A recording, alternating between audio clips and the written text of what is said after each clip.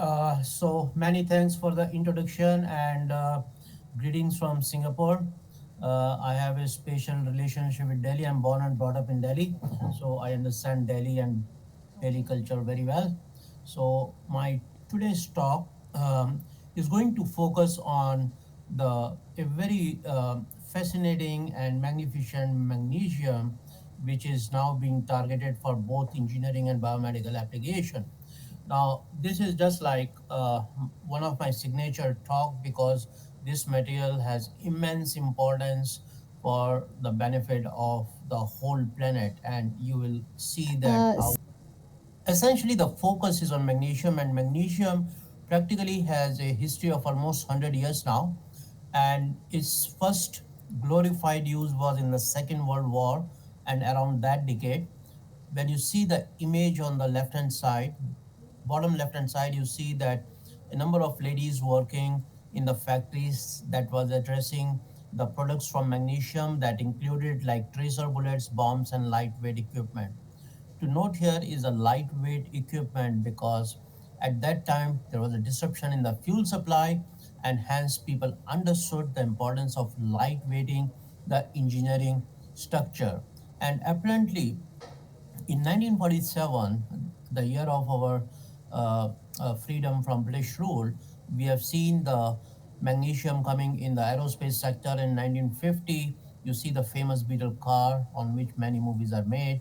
About 20 kg of magnesium was used. So apparently, why the use of magnesium is inevitable? Because it is very important for the Should planet I Earth. again It's very interrupt you? important for the plants, animals, and humans. Now, let's start with Ek the first slide continue.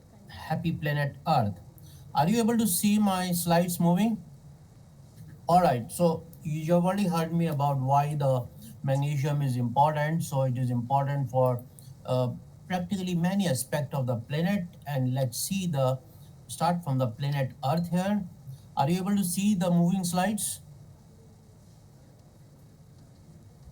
Hello? Yes, sir. Okay. So the main issue that we are facing now, as all of you must be aware, is the global warming. Now, what are the impacts of the global warming? For example, you see that in Chennai, there was flash floods in 2015. The same city have the drought in 2019 and floods again in 2021. And this cycle is repeating much more often than it used to in the past. We have seen in January 2016, for example, forest fire in Alberta zone where the temperature was minus 10 degrees centigrade and the reason was dry air. We have seen many countries in Europe, for example, France is living at 45 degrees C in 2019, and these countries never used to see the temperature beyond 30 degrees centigrade. So these are all some of the impacts of the global warming. Another evidence that you see here in this slide is a big iceberg floating in a neighboring town in Canada. And by look at the people, you can imagine the size of this iceberg. That's an indicator that the Arctic ice is melting, and that is melting because of the global warming.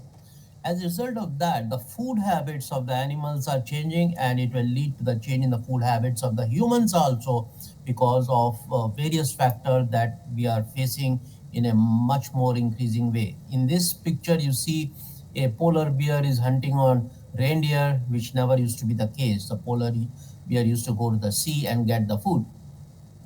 Now, as a result of this global warming, a Paris Agreement was made in 2015, and the goal was to limit the temperature increase to 1.5 degrees C with reference to the temperature in year 1880. In 2023, we have already reached 1.36 degrees centigrade, which is very marginally lower than 1.5 degrees C. And as per the research done by Professor Jason, he says that if we reach 2 degrees beyond 1880 temperature, then we are going to see a new and irreversible state in the climate system. That means no matter what we do, we'll not be able to reverse it. And that can be very catastrophic.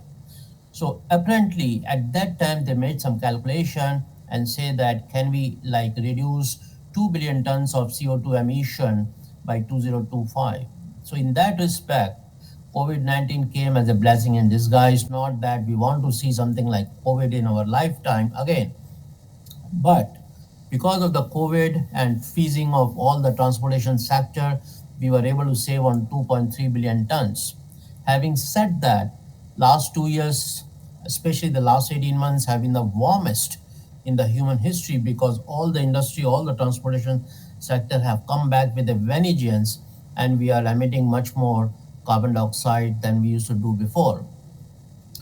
So the reason for global warming is CO2 emission or greenhouse gas emission. There are many factors which governs the emission that includes electricity sector, transportation sector and the industry sector. Electricity sectors, yes, we are making forays into tapping on to the nuclear energy, wind energy, water energy and so on and so forth. The progress is being made. Industry sector, government is giving a lot of incentive to cut down on the fuel consumption, use cleaner fuels, use the desulfurization facilities, and so on and so forth. Transportation sector, which is very close to the heart of material scientists and mechanical engineer, and now even the electrical engineer, is one of the main contributor of CO2 emission. Now, magnesium is one of the lightest metallic element that can be used in structural application. So if we make the vehicle light, for example, your 1 liter of petrol can give you 25 kilometer and maybe beyond. So basically, you reduce the weight of the vehicle, you reduce the CO2 emission, and you do your part in mitigating the global warming. And that is where magnesium comes in. Now, it's not the automobile sector or the cars I'm talking about. I'm talking about cars, bus, or aerospace sector, space sector, sports sector, defense sector, maritime sector, and the rail sector. So it's a very big area, and this just the replacement of aluminum by magnesium can make a 33% difference in reduction of the weight on component level.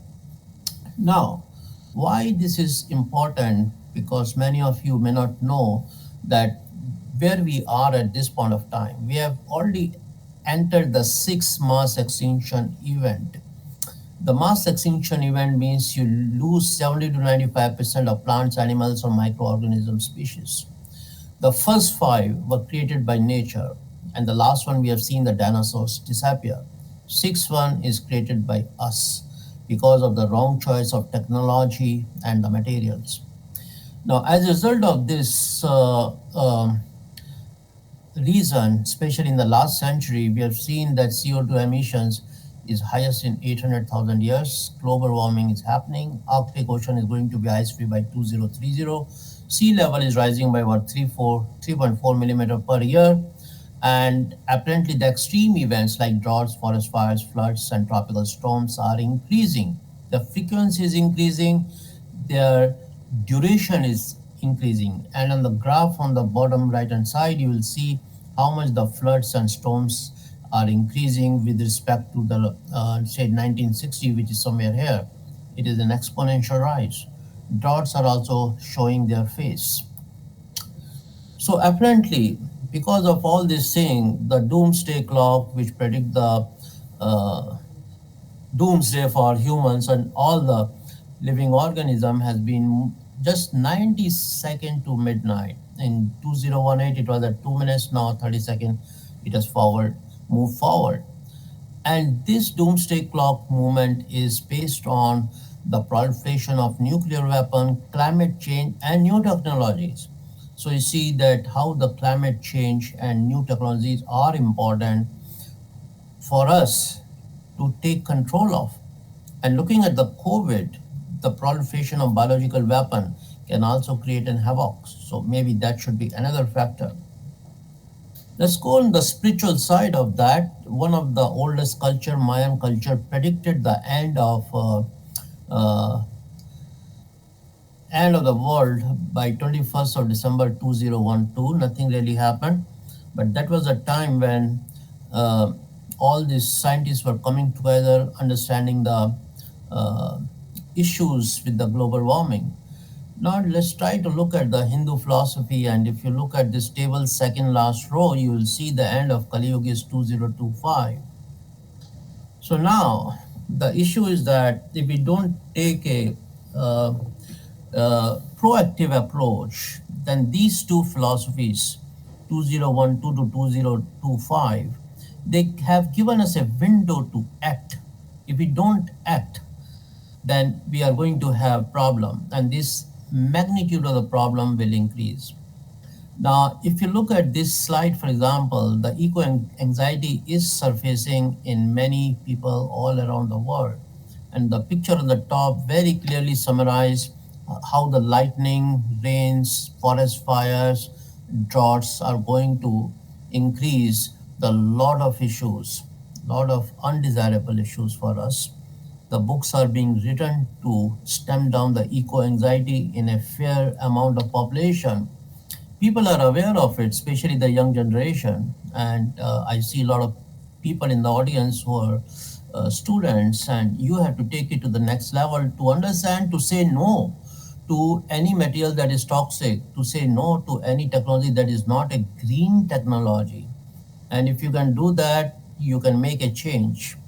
The life will not be only better for you, but your kids when you get married. Now let's try to see the magnesium in the context of plants.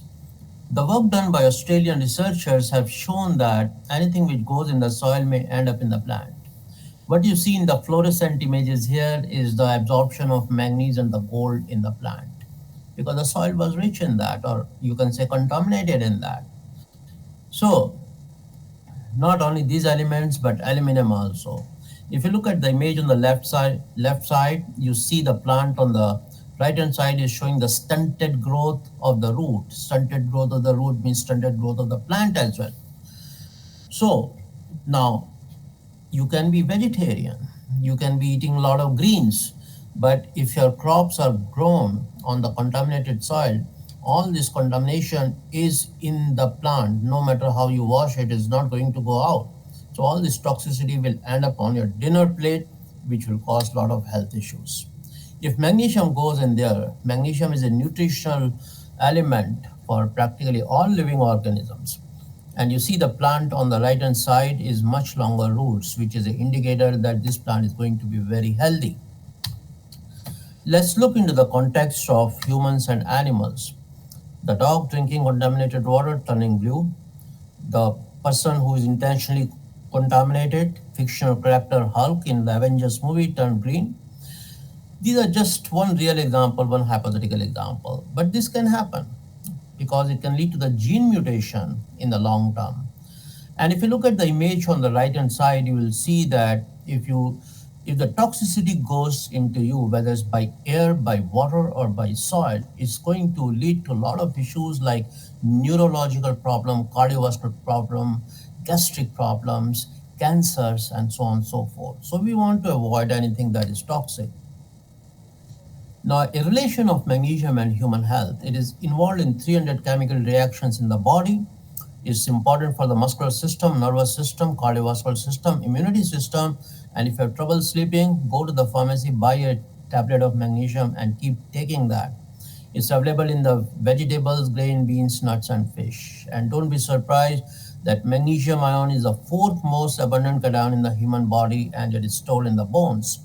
So osteoporosis is not only a function of calcium but also magnesium. Tinnitus is a hearing issues when people hear some kind of sound when there's no sound, and 15% of U.S. population suffers from tinnitus. Here, magnesium can work as a medicine. You take it with vitamin A, C, and E, and it will relieve the conditions and symptoms of tinnitus. Another issue that our generation now is facing is electromagnetic smog or electromagnetic pollution.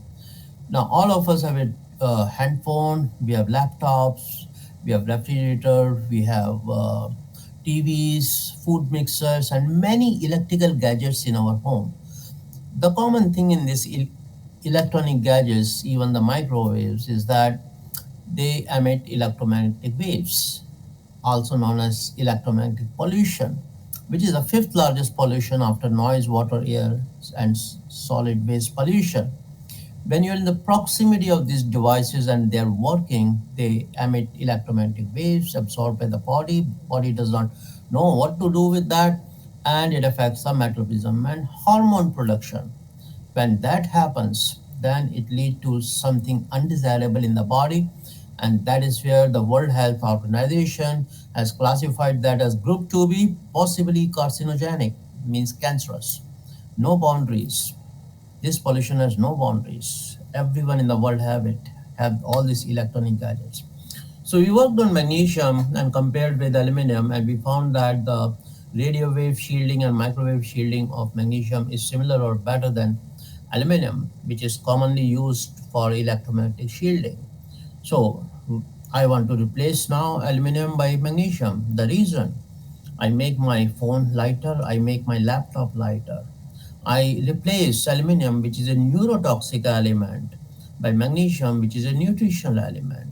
So it's a win-win situation for me to use magnesium, and that is where the industry is trying to move. Now let's try to look at magnesium in the periodic table. It's in the group 2A alkaline earth metal, which has a low melting point at 650 degrees C, density one of the lowest among the metallic material, wonderful specific strength, wonderful damping, wonderful electromagnetic shielding, acceptable ductility, acceptable modulus, and cost which is slightly higher than that of aluminum. Negative, it corrodes. But remember, all metal corrodes. So if you have to use magnesium, ensure it is corrosion resistance, or you use the techniques for corrosion resistance like coating. Now let's compare magnesium with the workhorses of metal like aluminum base alloys, titanium base alloy, and steels.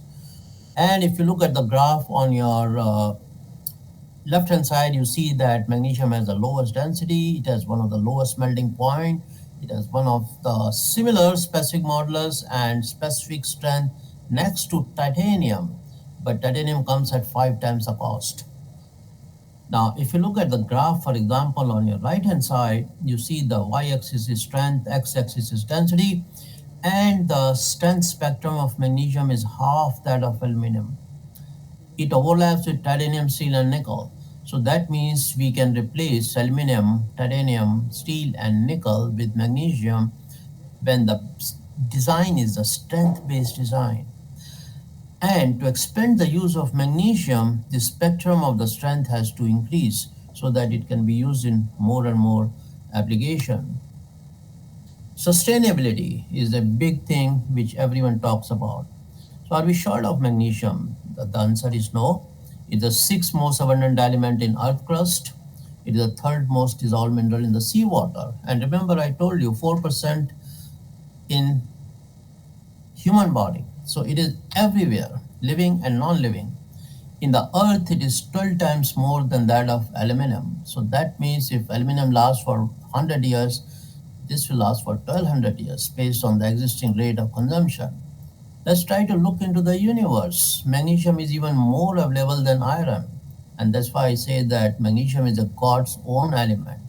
So if we are planning to colonize Moon or Mars in the future or any other moon of Saturn or Jupiter, basically we can always take the magnesium technology with us and you can expect to find magnesium there.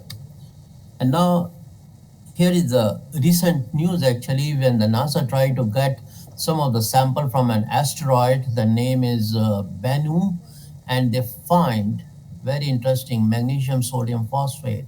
And they indicated that magnesium serves as a component of biochemistry of life, magnesium, sodium, and phosphorus. So magnesium is everywhere. So in the image on your right hand side, all these shiny crystals are magnesium based crystals. Now, people used to say, or they were in the impression that magnesium can catch fire because when we were in the school, we used to burn magnesium ribbons and magnesium powder. But that is not true when you use the magnesium in the bulk form. And I'll cite you certain example to show that how the magnesium was used, not only at ambient temperature, but also at the elevated temperature. So this image you have seen in my cover slide, the beetle car using 20 kg of magnesium. And the image on the right hand side, you see magnesium is used in the engine component. Now, the General Motor, which used to make our Ambassador car, have introduced magnesium in the boot area way back in 2012. Slogan is simple: 75% lighter than steel, 33% lighter than aluminum, and the whole world is going to carbon zero, and carbon tax is coming in. Let's go to another brand name, Bosch. They replaced the roof way back in 2019 by magnesium. They compare it with CFRP, carbon fiber reinforced plastic and aluminum, and they told through the advertisement that magnesium is the thinnest, strongest, and lightest material. And just by changing the sheet on the roof, they were able to save 10 kg of the vehicle weight. South Korea has done a wonderful job creating a roadmap of using magnesium way back in 2016. And now you can see the magnesium wheels are coming in. Maruti Suzuki is using magnesium steering wheel for many, many years already. It's coming in the lamp casing and all these things. So now if the cars are getting lighter, you can expect that magnesium is coming more and more. Let's look at the aerospace sector. Convair aircraft, 1947, the image on my cover slide, used magnesium. Convair B-36 Peacemaker with 8.6 tons of magnesium, and we are talking of 50s to 60s roughly. Helicopters, 115 kgs of magnesium. Lockheed F-80C, fully made of magnesium. Russian bomber, 1.5 tons of magnesium. So as a result of that, there's a lot of pressure on FAA to lift the ban on using magnesium in the commercial sector. And they agreed to that in 2015. And the logic given to them was very simple, that I save 360 kg in a narrow body plane and about 4.2 tons for a 700-seater Airbus A380. I can reduce my fuel consumption, I can go a bit more green. So they say, fine, but ensure you do the testing for flammability, which is a reasonable request. Now let's try to look at the maritime. What you see here, the amphibious vehicles, or the vehicles that are capable of operating both in land and sea, and they have to be lightweight. And the reason is simple, because if you're lightweight, you can run longer distance, you can be in the war zone for a longer time. Cruise ships, magnesium-based engines are commonly used. Armored vehicles, like it can be 6-ton vehicle or 25-ton vehicle. They can carry medium caliber gun system. They have to be light so that once again you can be in the war zone for a longer time. You don't have to come back for refueling. And based on the calculation, you save on 17% of the weight of the vehicle if you use magnesium judiciously. Now, one of the lightest 15.6-inch laptop, which got the 2016 IF Design Award, was made of magnesium. So, ergonomic advantage by using magnesium, and structural components in the electronic sector. People are trying to use in the TV frames, camera frames, robotics, where steel is used. Now, imagine the energy required to use, or energy required to move these parts in a robot. Much more energy, because steel is very heavy, 75% heavier, and the response time accordingly will be slow. So if you use magnesium, you reduce by 75% weight, you reduce the energy consumption, and you can increase the response time. 10 years back, Japanese were already trying a system level testing in which all the sleeper berth has to be replaced by magnesium. So you can expect that their high speed train will already have magnesium sleeper berth.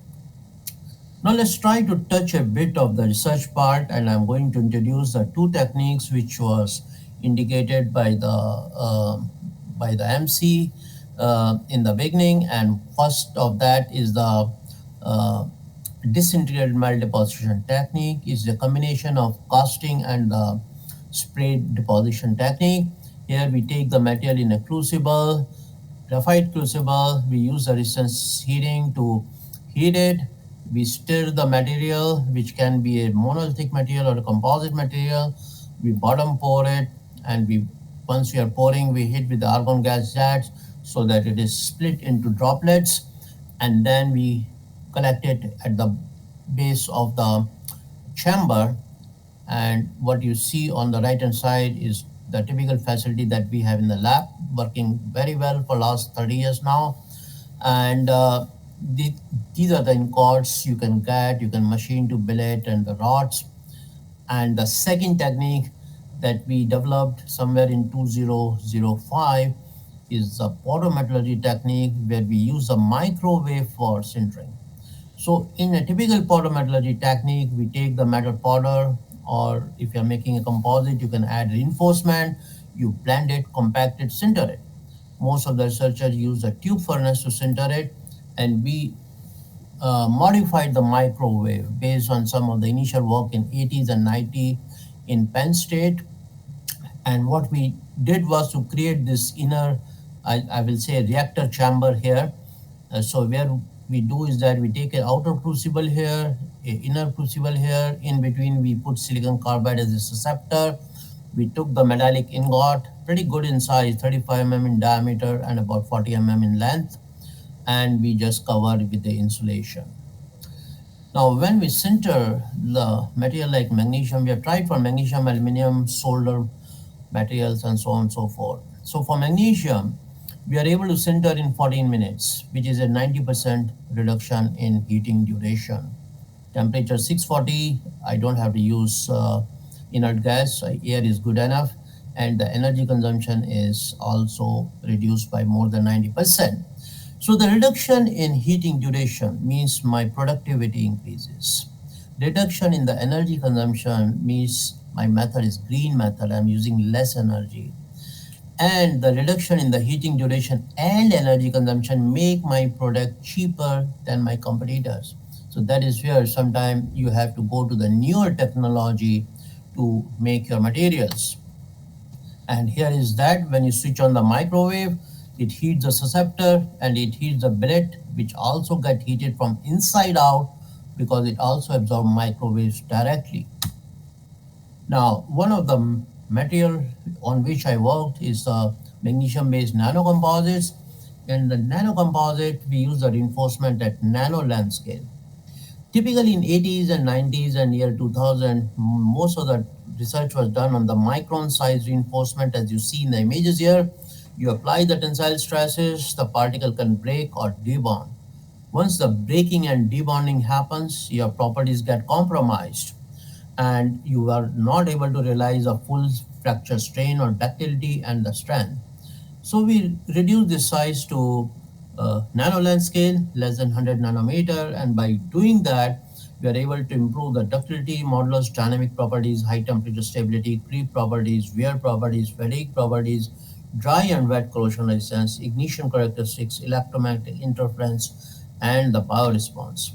So I'll give you only one example. For example, if you look at the row number 2 here among the elements, you see that this alloy shows a strength of 260 megapascal, UCS of about 585, and failure strain of 12.6%.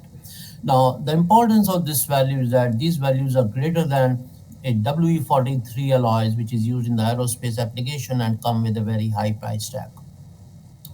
Then we put about 2% of zinc oxide reinforcement in there, and I increase my strength by another 100 megapascal in the yield stress, another 100 megapascal in UCS, and my fracture strain stays beyond 10%. That means I still have very good formability. It's not brittle. So the importance of these numbers is that now these exceeds that of the mild steel or construction steel like S275 and S355.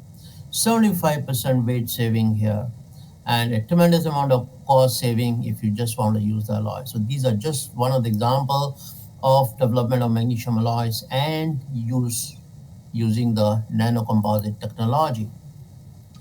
Another upcoming application of magnesium is not like it was not realized before, but we did not have enough good magnesium based alloys 100 years back, but people did try even at that time, is the use of magnesium implants in the human body. There are two type of implants in the human body. Permanent implant like hip implant and knee implant, where we want them to stay in the body forever. But then we have implants like bone fracture and all this thing where once the healing is done, you don't want implant there. and many times the patient has to go through a second surgery to remove the implants here. Now, what happens if we use magnesium? Magnesium can be absorbed by the body. So we take an alloy, we take a magnesium plate and the screws, we fix the bone, and over the time the body dissolve the implant, and within 2 years you'll be free of any metal. You'll be free of any metal. So no second revision surgery as required with steel implants or titanium implant. That saves the doctor's cost, that saves the patient trauma, and that is where the industry is moving in now. And we already have magnesium stents in the market. We already have compression screws in the market. Remember, magnesium is a nutritional element. We need 200 to 400 mg, depending on your age, every day to maintain good bodily functions. Now, we created a number of nanocomposites of magnesium with titanium-based reinforcement because titanium is also biocompatible, it's not toxic element. And we compared with the strength of the bone. The maximum strength of the bone is 149 megapascal, and all our strength level were higher than that.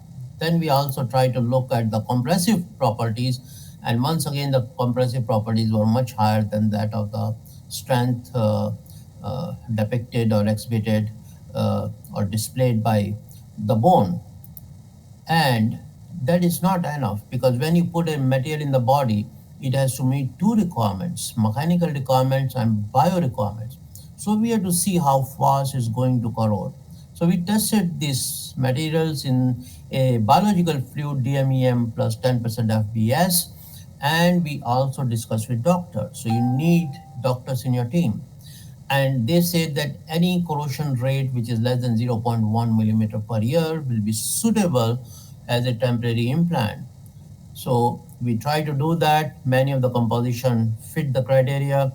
We send this composition to the doctors, now pure medical doctors, and they did the cell viability because the cell has to live on this material. And based on the cell viability, they say that most of the time survivability is more than 75%, indicating that it has zero cytotoxicity based on the international standards. The last use of magnesium is to replace plastic. I don't know how many of you know that plastic is a nuisance. Australian researchers have said that 14 million tons of microplastic, less than 5 size, litter the ocean floor. And American researchers have indicated by testing the stools of the people from 10 different countries in 10 different geographical locations with 10 different habits that they have the microplastic in their body. Microplastic, any plastic that is less than 5 in dimensions. Now, 9 different plastics were found in the gut of the humans, and they can enter your bloodstream, lymphatic system, liver, and you get them in tap water, soft drinks, salt beer, oceans, flying insects, fishes, and birds. And most of them are dominated by polypropylene and polyethylene terephthalate. And not only if you're like even if you're a vegetarian, the plastic can breach the roots if their size is around 2.5 micron, so you are not safe from the plastic. It can lead to cancer, weakened immunity system, reproductive problem, nervous issues, and hearing loss. So now the plastic have a density of 1.5 gram per cc to about 2.2 gram per cc if you're using in the composite form. So you can compositionally modify plastic by means the magnesium to replace plastic. For example, you put lithium in magnesium and you can make, as you see, this guy is floating, almost floating in the water, while the pure magnesium is sinking there in this container. Now imagine making the boats and the ship with compositionally modified magnesium. It will never sink. It will never sink. And that is where the people are targeting. Secondly, in many defense applications and all these things, plastics are used because of their low density. You can replace all of them by magnesium. So once again, this kind of material can be made by composition modification, as I've shown you the example with lithium, or you can use the hollow reinforcements. Conclusions. Now, there is tremendous scope of magnesium in its pure form, in its alloy form, in the nanocomposite form, or composite form. Say its use is emerging. 2020 to 2030 is when the industry is already coming in and putting in the application. So window is still open. If we don't act now, we may be a bit late in the race and we may lose a lot economically. Multi-billion dollar market for crap. I will not be surprised if it has reached trillion-dollar market. You don't need any special things to make this kind of material. The conventional processing methods are good enough. Whatever you use from aluminum, you can use for magnesium. So no additional infrastructure cost, something which industry looks at. And if you use a nanoparticle, you can increase both strength and ductility, mechanical properties, and biomedical properties. So they have a lot of potential. The only drawback is the industry has to come in so that this method can be scaled up for use. Amorphous and hollow reinforcement are also promising. And once again, the most important is that magnesium can improve the quality of water, soil, and air. And remember, Panchabhutas, five elements that makes everything, including us and the larger cosmic order. Out of those five, we can take care of three elements: water, soil, and air.